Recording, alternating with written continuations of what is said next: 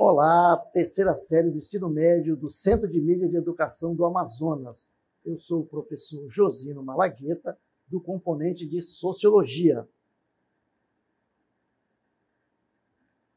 E eu sou o professor Luiz Cláudio, professor de Filosofia, aqui do Centro de Mídias. Vamos agora, então, para o objeto de conhecimento dessa aula. Então, como objeto de conhecimento, nós temos aí racismo ambiental, professor. E o detalhamento, o que é o racismo ambiental? Tudo bem. E aí, então, nós vamos para a nossa aula, não é isso? Vamos lá.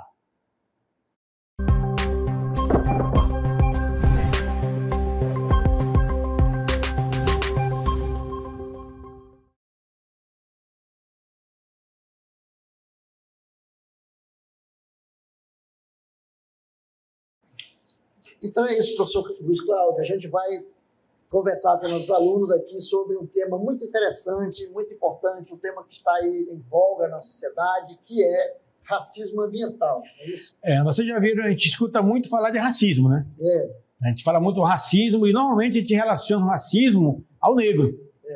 Então aqui a gente vai, é uma proposta aqui de trazer uma reflexão, um estudo, né, fruto também de pesquisas, que vai falar sobre um termo que está sendo muito divulgado agora, muito falado, comentado, que a gente vai aprofundar aqui, que é o racismo ambiental, né? Então, como nasceu esse conceito, professor Malagueta? Então, racismo ambiental, como nasceu o conceito? O conceito racismo ambiental foi criado pelo Dr. Benjamin Franklin Chaves Jr., na década de 1980, na Carolina do Norte, nos Estados Unidos, em meio a protestos da população de maioria negra do condado de Warren contra a instalação de um depósito de resíduos tóxicos na localidade, professor. Olha só, então aí, ó, esse conceito, na forma como ele surgiu, vocês já podem ver que foi através de quê? De uma mobilização de uma população, né, uma categoria de população, um grupo, né, uma classe de população, né, que estava sendo ameaçadas ali, né, pela criação próximo, né, dali do ambiente onde eles moravam, né, de um depósito, né, de tipo assim um lixão, né? Esse depósito era muito perigoso, né? Resíduo tóxico. Resíduos tóxicos, então era uma coisa muito perigosa. E a população, então, reagiu, né, frente a essa situação aí. A população despertou. Então, assim, por que esse depósito vai ser construído aqui e não lá? Vai ser construído na nossa comunidade e não em outra comunidade, em outro local. Por que trouxeram para cá? Né? Será porque aqui nessa localidade vive pessoas, na sua maioria, da raça preta? É por isso? Então começou o questionamento e começou então a luta, não é isso? Vamos lá então. Então a gente vai agora procurar dar uma definição de racismo ambiental, professor. Enquanto isso, ó, vocês estão vendo essas imagens aqui, eu gostaria que vocês observassem bem, né, e tentar já a partir da leitura da imagem, também é um tipo de leitura, né? Você lendo essa imagem, o que vocês estão percebendo nessas imagens que estão passando aqui, ó? Procure ver o espaço, as pessoas, né? O acontecimento, olha aí, ó, o que aconteceu aqui nessa área aqui, ó? Ó, o protesto aqui, por que estão protestando? Quem são essas pessoas que protestam? Né? Tudo isso aí, então, está retratando aqui uma realidade. Ó, a polícia, né, frente, quem essas pessoas que estão sendo aqui controladas pela polícia? Por quê? Tem um monte de interrogações aí, né, professor, atrás dessas imagens aqui. E aí nós vamos, então, para a definição de racismo ambiental, né, professor? Então, o racismo ambiental é a discriminação racial na elaboração de políticas ambientais, aplicação de regulamentos e leis, direcionamento deliberado de comunidades negras para instalações de resíduos tóxicos, sanção oficial da presença de venenos e poluentes com risco de vida à comunidade e exclusão de pessoas negras da liderança dos movimentos ecológicos. É isso? Então vejam lá, essa é uma definição. Então o racismo ambiental ele nasceu, né, devido a essa questão de que as pessoas eles perceberam né, que resíduos tóxicos, lixões, né, eles eram sempre direcionados para essas comunidades mais pobres, e quando essas comunidades, claro que a comunidade mais pobre, ela sempre é de maioria negra, né? Por exemplo, nos Estados Unidos, no Brasil, porque esses países foram países que tiveram escravização de pessoas negras, não é isso? E aí, também, eles notavam o seguinte, que quando, por exemplo, iam tirar uma comunidade de um lugar e para levar para outro lugar, quando iam criar, por exemplo, um conjunto habitacional e tal, eles levavam essas pessoas para regiões de perigo, né? Regiões perto de lixão, regiões de difícil acesso e tal. Então, é a partir daí que vai nascendo. Mas a gente vai continuar, então, aí na nossa definição, né, professor? Vamos lá, então. E lembrando que nessa definição, você percebe que já há um salto, né? Um salto na questão de como é que você olha para o racismo. O racismo, até então, era você falar mal do negro, era você tirar brincadeiras com o negro, né? Era você, então, tirar ali uma gozação, ou então você de respeitar mesmo o negro.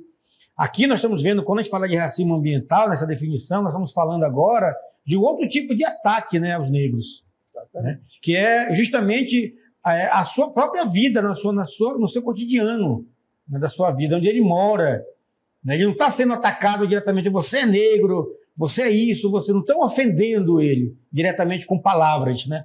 Mas estão agora atingindo o ambiente onde ele mora, o ataque, né? Aí falta políticas públicas para essa população, né? E quando vem as políticas, ou vem no sentido de levar essa população para lugares que são lugares inabitáveis. Por exemplo, criar uma comunidade em cima de um lixão, né?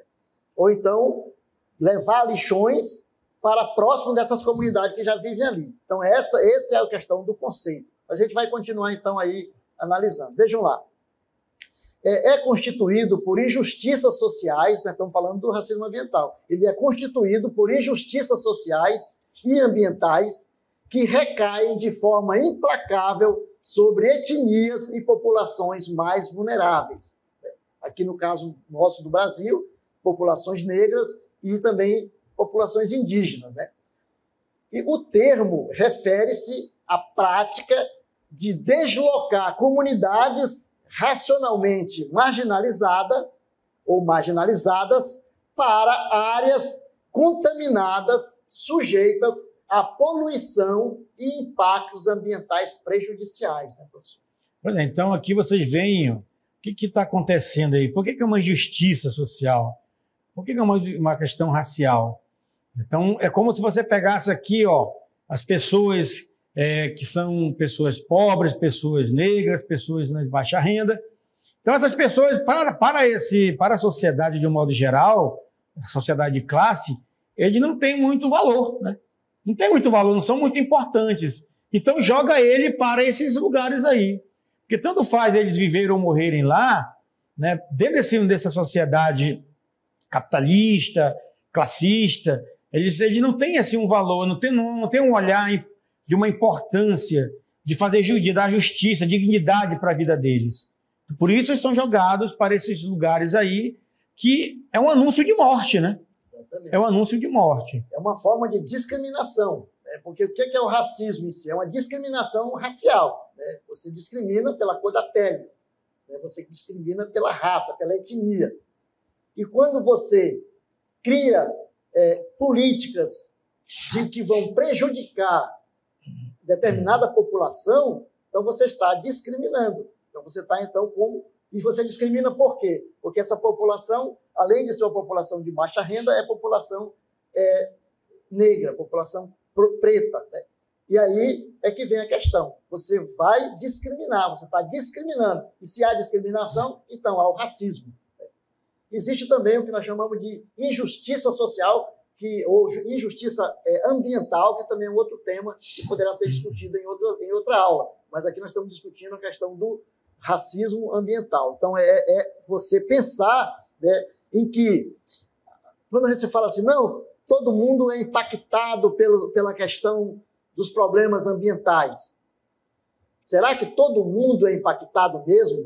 Ou algumas pessoas são impactadas com maior força, com maior entusiasmo. Porque, vejam, as populações que moram, por exemplo, em lugares onde tem deslizamento de terra, como nós estamos vendo aí nas imagens que estão passando, pessoas que moram nessa região são pessoas pobres. E como nosso país, foi um país que teve aí anos e anos de escravidão, não é isso? Quando foi feita a abolição da escravidão, para onde que essas pessoas foram? Essas pessoas foram para os morros, né? Habitar os morros. E formam, na sua maioria, população de pele preta. E essas pessoas que moram ali são as pessoas que são impactadas por problema, por exemplo, de deslizamento de terra, né? São impactadas por problemas, ou então pessoas que vão morar dentro de igarapés ou em mangues, né? Que são jogadas para dentro do espaço urbano. O espaço urbano não tem lugar para todo mundo, né? Os melhores lugares eles são reservados para a população de alta ou de alta renda, né? Que tem uma renda, que são pessoas mais financeiramente uma renda mais alta, né, professor? Exatamente. Então vamos fazer aqui uma síntese assim para a gente entender melhor o que está por trás dessa discussão, né? Só para a gente fechar aqui no texto, ó. Acompanhe aí. Então tudo começou lá nos Estados Unidos, né? Com essa população afro-americana que começaram a perceber, eles estavam morando, eles tinham suas casas lá, né? Uma comunidade, bairros, né? Então, nesses territórios onde eles habitavam, eles perceberam, então, que eles estavam, essas casas, essas moradias, elas estavam em cima de antigos aterros de objetos tóxicos. Então, eles estavam lá, a sua casa estava em cima de uma área contaminada. Então, essas áreas escolhidas então, eles escolhiam áreas para construção onde tinha lixo tóxicos e ficavam sempre próximos às suas áreas de residência. Então, esse aqui é o foco, né, da discussão, né? Só para a gente lembrar aqui de onde partiu essa discussão da questão do racismo ambiental, né? Exato. E também, professor, porque assim, essas pessoas adoeciam, né?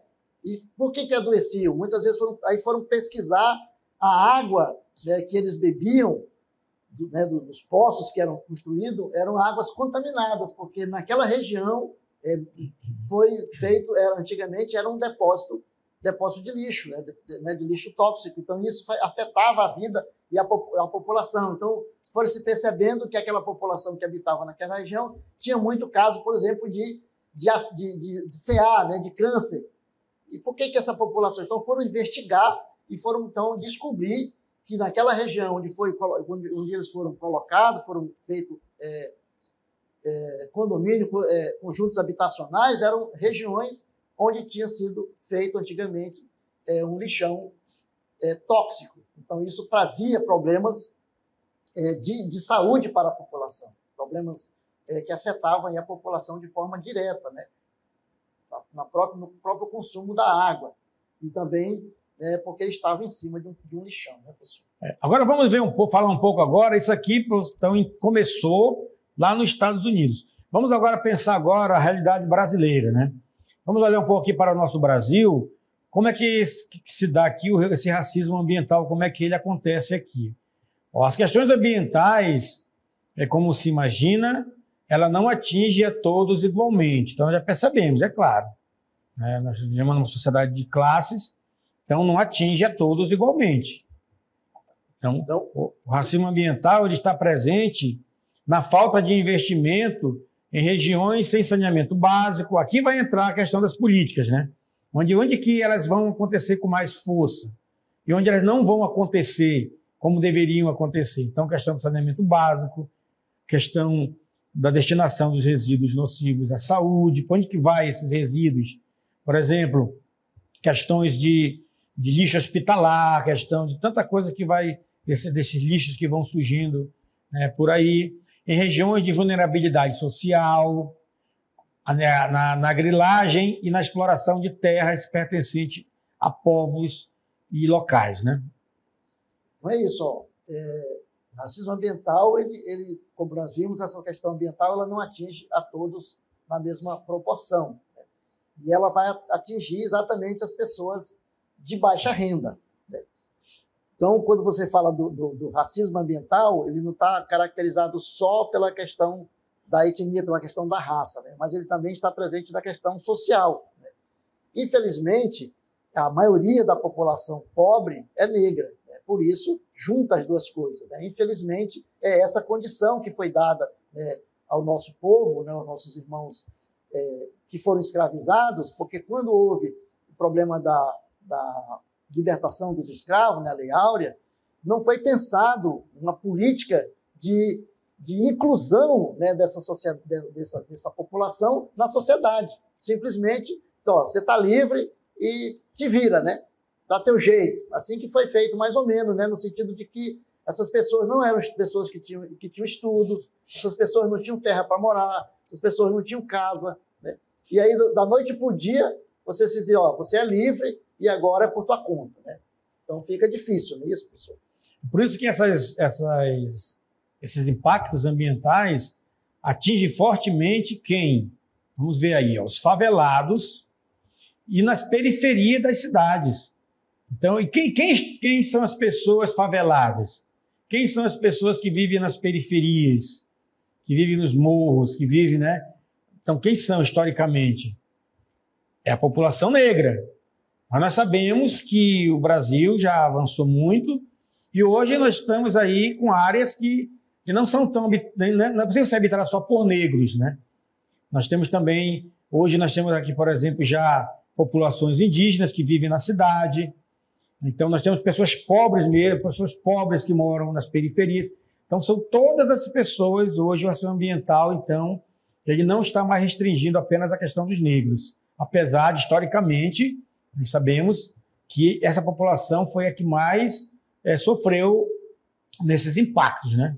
E também porque, se você for pegar estatisticamente, a população pobre, né, na maioria, ela é negra, né? Exatamente foi aquela que faltou condição, faltou políticas públicas de inclusão dessa população, né, professor? Muito bem. E aí, vamos falar então, essa população carece de... O que essa população carece, professor? Ela carece de serviços básicos, como, por exemplo, água potável e saneamento, né? Então, está aí vulnerável a essas questões que são essenciais, por exemplo, para a questão da saúde, né? Então, das questões que afeta essa população é essa questão dos serviços básicos, como água, saneamento básico, transporte, né, de qualidade, etc.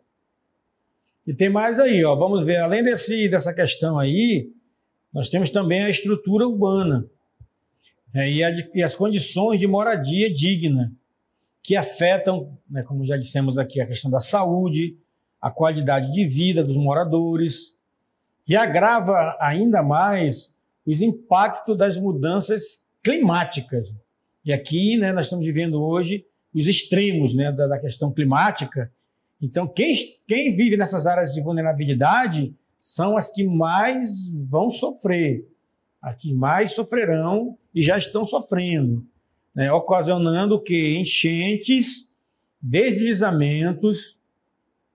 Então, tudo isso aí que está acontecendo, quem são as pessoas mais atingidas? Pode ter certeza, são as pessoas de baixa renda, as pessoas pobres.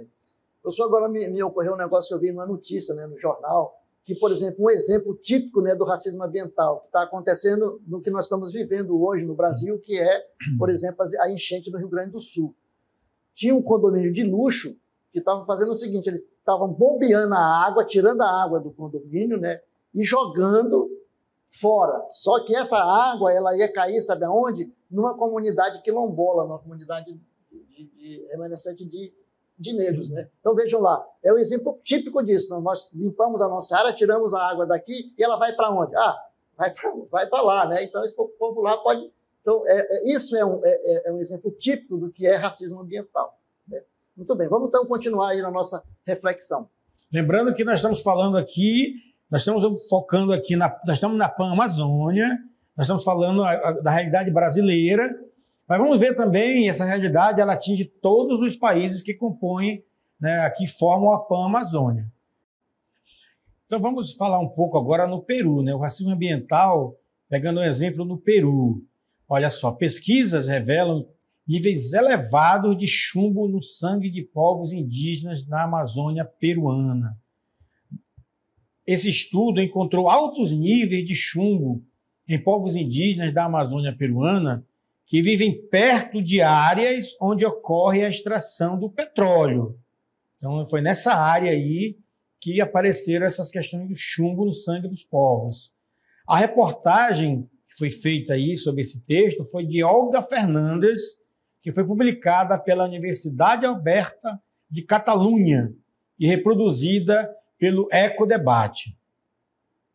Muito bem. E agora nós vamos ver um pouco aí do racismo ambiental no Brasil. Caso da empresa Aracruz Celulose. Vamos lá? Na época da ditadura militar, a empresa foi ao Espírito Santo plantar eucaliptos. Nesse período, as terras eram ocupadas por italianos, indígenas e comunidades quilombolas. Com apoio do governo militar, a Aracruz Celulose expulsou os indígenas, tomando cerca de 40 mil hectares de terra. Dos quilombolas, tomou ou comprou terras a preços baixos e tomou terras de agricultores que eram donos de posse, poceiros, pequenos poceiros, não é isso? Vejam lá. E aí nós vamos para a comunidade quilombola de Gameleiro, na Alagoas. Município atingido, senador Rui Palmeira, o lixão da cidade de Olho d'Água, das Flores, Alagoas, implantado pela prefeitura, a revelia da comunidade onde viviam cerca de 60 famílias que se sustentavam pela agricultura familiar e pela casa de farinha e pelo artesanato. Quais foram os impactos ambientais dessa ação? Alteração no regime tradicional de uso e ocupação do território, poluição de recursos hídricos e poluição do solo. Temos outros exemplos, professor. Nós temos aí os povos indígenas de Caxarari, no Amazonas, né? Atingido o município de Labre, Amazonas. Os povos Caxarari somam uma população de aproximadamente 350 pessoas e encontram-se distribuídos em 7 aldeias, localizadas entre os municípios de Lábrea e de Extremo, em Rondônia, em uma faixa territorial conhecida como Arco do Desmatamento. Esta é uma área onde ocorre o avanço da fronteira agrícola em direção à floresta. Então, aí, essa questão de como essa população foi atingida. Quais foram os impactos socioambientais? Os impactos socioambientais, a alteração do regime tradicional de uso e ocupação do território, desmatamento ou queimada, falta ou irregularidade na autorização ou licenciamento ambiental, falta ou irregularidade na demarcação de território tradicional, falta de saneamento básico, invasão ou dano à área protegida ou unidade de conservação e poluição de recurso hídrico, professor. E também nós estamos trazendo aqui vários exemplos, né, reais aqui no Brasil, fomos no Peru, né? Então tem muita coisa aí que está acontecendo, né, historicamente, que são características do racismo ambiental. Vamos ver mais um caso aqui, ó, por exemplo, no Rio de Janeiro. Nós estamos lá nesse morro aí do Bumba, em 2010, ó, houve aí um desmoronamento, né, um deslizamento após a chuva. Então, nessa tragédia, né, 46 pessoas perderam a vida. Então, você vê aí que casas foram destruídas, toda aquela catástrofe, né, que acontece com deslizamentos e mortes, né, de pessoas também. Muito bem. E aí nós vamos, então, agora ver racismo ambiental pelo mundo. Alguns exemplos, professor. Vejam aí. Primeiro, em Gana, o país que virou um lixão de roupas usadas, professor. Também tem isso, né? Então, todas as semanas, mais de 15 milhões de peças de roupas usadas chegam a Gana, na África Ocidental, onde são disputadas por revendedores aí no país, né, professor? Isso. Aqui, olha só, Atacama, só para vocês terem uma noção aqui, a gente não vai aqui, né, aprofundar isso aqui, mas olha só, Atacama também tem um cemitério de roupas usadas, né? Teve o lixão lá, que virou um cemitério, e o país que se tornou o quê? Um cemitério de eletrônicos, né? Também em Gana, na África. Então, nós estamos lá em Atacama, no Chile. Então, por aí vocês veem o que é importante aqui, é que todas essas áreas são áreas onde pessoas, né, de baixa renda moravam. Muito bem. Combater o racismo ambiental é um imperativo. Né? Uma forma de se combater o racismo ambiental é dar-se necessariamente pela defesa dos direitos humanos e pela valorização do conhecimento e da experiência das comunidades afetadas. Depois, o combate a mais essa forma de desigualdade faz-se necessário porque a comunidade reconhece o problema e toma medidas para combatê-lo. Não é isso? Combater é preciso, né? Quais medidas, então, nós podemos tomar para combater o racismo ambiental? Vamos colocar aqui a criação de políticas públicas, né? O Estado tem que entrar e fazer políticas olhando essa desigualdade aí. A garantia do direito que as pessoas participem das comunidades para tomar as decisões.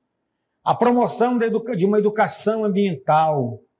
A questão da valorização do conhecimento tradicional das comunidades que vivem naquelas regiões, né? Ações do Estado para combate ao racismo ambiental na Amazônia. Foi criado em agosto de 2023, o Comitê de Monitoramento da Amazônia Negra e Enfrentamento ao Racismo Ambiental.